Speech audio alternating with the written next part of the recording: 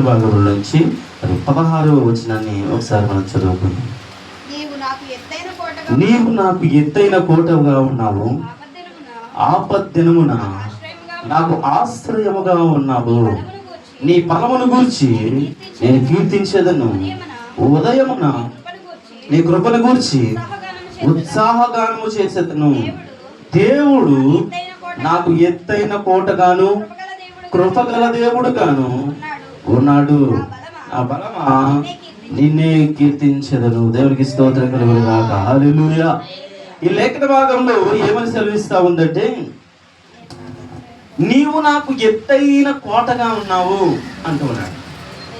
మనం చూస్తే ఒక ప్రాంతము చుట్టూరు ఒక ప్రాకారం కట్టుకుంటాం. ఇప్పుడు మనకి ఇల్లులు ఉన్నాయి. మనకి మన సరిహద్దు చుట్టూరు ఏం కట్టుకుంటామంటే ప్రహరీ గోడ మనం కట్టుకుంటాం. అలాగే ఒక పట్టణము చుట్టూరు ఒక కోట కట్టబడుతుంది, ప్రాకారం కట్టబడుతుంది. అది ఎంత బలముగా ఉంటే, అది ఎంత ఎత్తుగా ఉంటే అంత కాపుదల ఈ రాష్ట్రానికి కానీ, దేశానికి కానీ, ప్రాంతానికి కానీ. ఒకవేళ ఆ ప్రాకారం ఏదైనా వీక్గా ఉందనుకోండి, బలహీనంగా ఉందనుకోండి, మరి శత్రు సైన్యం వచ్చినప్పుడు దాన్ని చాలా ఈజీగా పడగొట్టేస్తారు. దాన్ని ఎంత బలముగా మనం కట్టుకుంటామో, ఎంత ఎత్తుగా కట్టుకుంటామో అదే మనకు కాపుదలగా ఉంటుంది. మరి కీర్తనకారుడు ఏమని తెలియజేస్తున్నాడంటే, దేవా నీవు నాకు ఎత్తైన కోటగా ఉన్నావు అని రాస్తూ ఉన్నాడు. అంటే దేవుని ఈ కీర్తనకారుడు ఎంతగా తన హృదయంలో స్థాపించుకున్నాడంటే, నాకు నువ్వు చాలా ఎత్తైన కోటగా ఉన్నావు. అంటే ఆ కోటగా నిన్నూచి దాటి శత్రువు నా మీదకి ఏ దాడి చేయలేడు. అందుకే కింద వచ్చిన వెంటనే ఏం చెప్పాడంటే, ఆపత్తిన నాకు నువ్వు ఆశ్రయము. ఎందుకంటే నువ్వు నా మీదకి ఆపద రాకుండా నువ్వు కాపుదల ఇచ్చే ఒక కోటగా నాకు ఉన్నావు. నువ్వు బలమైన స్థాపనగా నాకున్నావు అని తన జీవితంలో దేవుణ్ణి అనుభవిస్తూ రాస్తున్నాడు. ఈ దినాల్లో మరి నువ్వు ఎంతగా ఆయన పైన ఆధారపడే వ్యక్తిగా ఉన్నావో, ఆయనని కోటగా నువ్వు ఎంచుకుని ఉన్నావు నాకు తెలియదు. కానీ కీర్తనకారుడు అయితే చాలా సింపుల్గా, చాలా వివరంగా రాస్తున్నాడు, నాకు నా దేవుడు ఎత్తైన కోటగా ఉన్నాడు. ఈరోజు మనము దేవుణ్ణి కూడా అదే రీతిగా స్థాపించుకోవాలి మన హృదయాల్లో.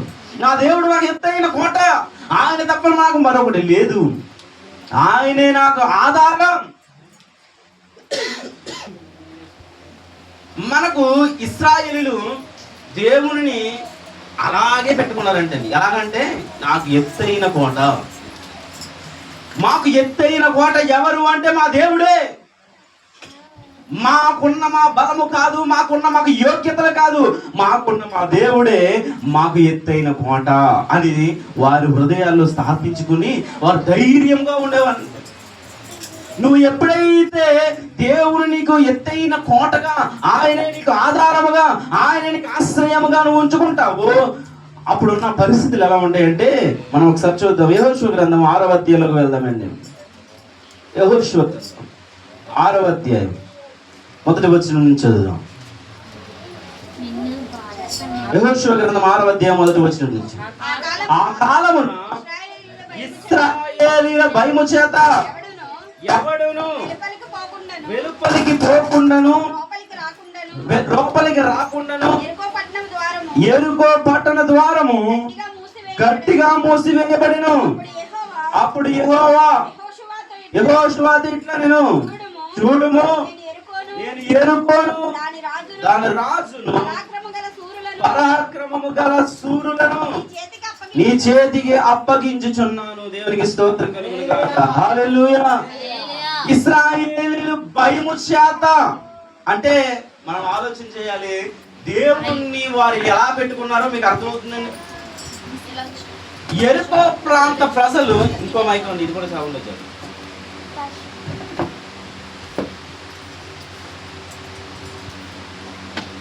హల్లెలూయా.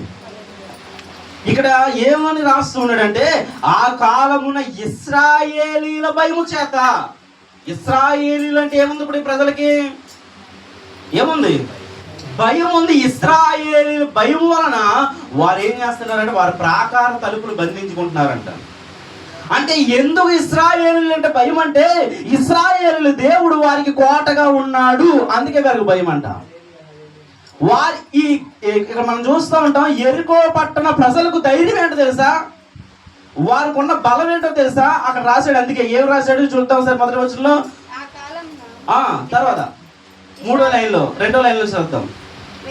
వెలుపలకు పోకుండాను లోపలికి రాకుండాను యెరికో పట్టణ ద్వారము గట్టిగా మూసివేశారు. వారి ధైర్యం ఏంటంటే మన ద్వారాన్ని గట్టిగా కనుక మూసివేస్తే ఎవ్వరు మనకి లోనికి రాలేరు, మనకి ఏ భయము లేదు. ఇశ్రాయేలులు ఇంత ప్రాకారాన్ని దాటుకు రాలేరు, ఇశ్రాయేలులు ఈ యెరికో గోడలు కూల్చుకుని రాలేరు అనేది వారి ధైర్యం. కానీ ఇశ్రాయేలుల ధైర్యం ఏంటి?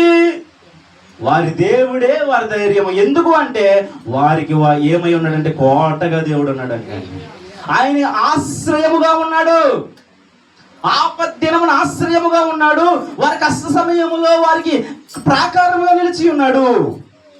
యెరికో పట్టణ ప్రజల యొక్క ధైర్యం ఏంటంటే వారికి ఉన్న గోడ, వారికి ఉన్న ప్రాకారం, వారికి ఉన్న తలుపులు. కానీ ఇశ్రాయేలు యొక్క ధైర్యం ఏంటంటే వారి దేవుడే వారికి ధైర్యం.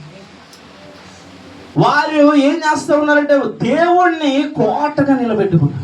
అయ్యా నువ్వు నాకు ఎత్తైన కోటవు ప్రభువా, నాకు ఆశ్రయ దుర్గము ప్రభువా అని చెప్పి దేవుణ్ణి వారికి ఆశ్రయముగా చేసుకున్నారు. కనుక దేవుడు ఏం చేస్తున్నాడంటే 2వ వచనంలో రాస్తూ దేవుడు తెలియజేస్తున్న విషయం ఏమిటంటే, ఇశ్రాయేలుతో దేవుడు అన్నాడు, ఇదిగో చూడుము నేను యెరికోను దాని రాజును పరాక్రమము గల శూరులను నీ చేతికి అప్పగిస్తాను. ఎలా సాధ్యం? యెరికో గోడలు ఏమైనా చిన్నవియా? చాలా బలమైనవి, చాలా వెడల్పు కలిగినవి, చాలా ఎత్తైనవి. వాటిని పడగొట్టడం వారి వల్ల కాదు, లోనకి వెళ్ళి యుద్ధం చేయడం వల్ల వారి వల్ల కాదు. ఎలా జరుగుతుంది అంటే దేవుడు ఏం చెప్తున్నాడంటే, నేను నీ కోటగా ఉన్నాను కనుక నువ్వు భయపడవలసిన అవసరం లేదు, వీటన్నిటిని అణిచివేసి నేను నీకు విజయాన్ని ఇవ్వబోతున్నాను. దేవుడు వాక్యం సెలవిస్తాను. ఈ రోజు నీ జీవితంలో ఏదైనా కష్టమో శ్రమో ఇబ్బందో ఏదో ఒకటి నలిగిపోతున్నావేమో, ఈ రోజు దేవుడు వాక్యంతో సెలవిస్తా ఉంది. ఆయనను కోటగా నువ్వు నిలబెట్టుకున్నట్లయితే నీ జీవితంలో ఆపత్తినం వచ్చినప్పుడు, శ్రమ కాలం వచ్చినప్పుడు నువ్వు భయపడవలసిన అవసరం లేదు. ఆయన నీకు ఆధారముగా ఉన్నాడు, ఆయన నీకు ఆశ్రయముగా నిలబడి ఉన్నాడు. దేవుడికి స్తోత్రం కలుగును గాక. ఇశ్రాయేలులు ఆయన పైన ఆధారపడినంత కాలము ఎలాంటి శత్రువునైనా జయించగలిగారు. ఇశ్రాయేలులు దేవుని కోటగా పెట్టుకున్నంత కాలము ఎలాంటి పరిస్థితులైనా దాటగలిగారు. యెరికో గోడలు దాటడం అంటే అది చిన్న విషయం కాదు. మనం చూడొచ్చు 20వ వచనంలో రాస్తూ ఉన్నాడు. 6వ అధ్యాయం 20వ వచనంలో, యాజకులు బూరలు ఊదగా ప్రజలు కేకలు వేసిరి. ఆ బూరల ధ్వని వినినప్పుడు ప్రజలు ఆర్భాటముగా కేకలు వేయగా ప్రాకారము కూలెను. దేవునికి స్తోత్రం కలుగును గాక.